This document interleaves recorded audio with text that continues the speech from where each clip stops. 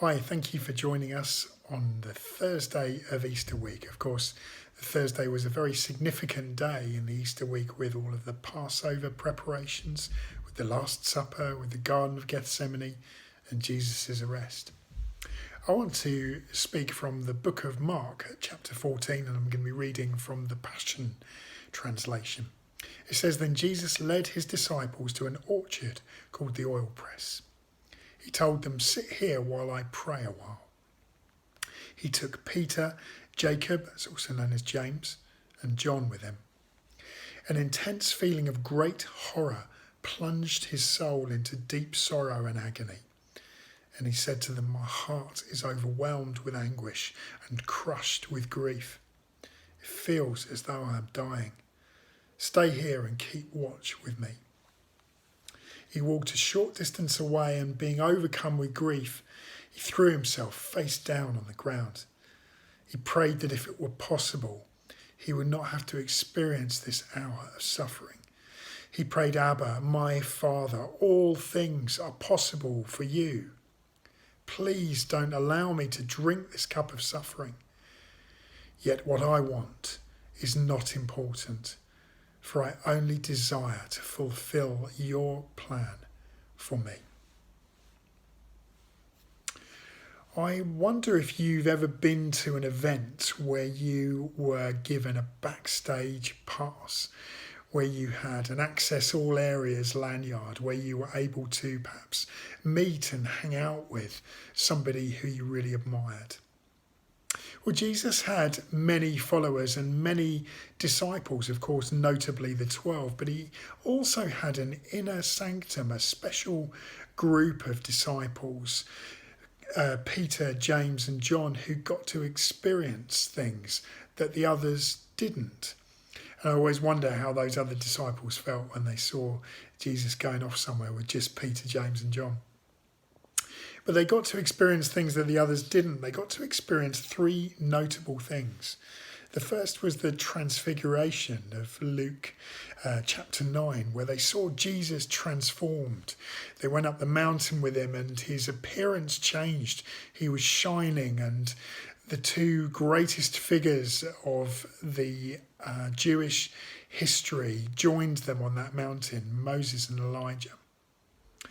The second thing was the raising from the dead of Jairus' daughter.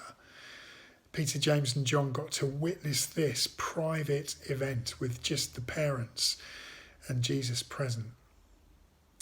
And the third thing was that they got to experience Jesus in this state of brokenness that we have just read about. They got to see him as the man of sorrows described by Isaiah. I believe that Jesus wants his disciples today to go deeper with him. I believe that he would say of you and I, the same as he would say, as he said of his disciples in John chapter 17 and verse 24, "I want those you've given me to be with me where I am and to see my glory." You know, to see him as he is, the risen King, the risen Saviour who reigns on the throne in heaven, high and lifted up. He wants us to see his glory in his miraculous power at work, manifest through his church. But he also wants us to see his glory in his broken heartedness. You know, if you want to go deep with somebody in a relationship, you can't avoid certain bits. You can't avoid the difficult bits, perhaps the messy bits. You know, I would rather avoid the messy parts of the Easter story, things like this event in the Garden of Gethsemane that's hard to read and hard to take.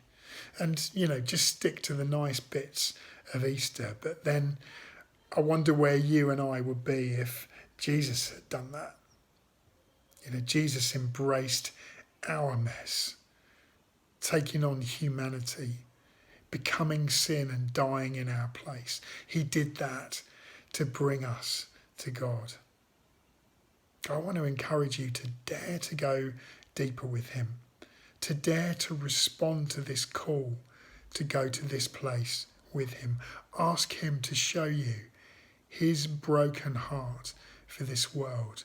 And I believe that as you do that, you will be transformed, that you will be changed, that you will go to those who are broken in this world and be Jesus to them. That's what this world needs. It needs Jesus. So I just encourage you to take up that invitation, go deeper with Jesus this Easter.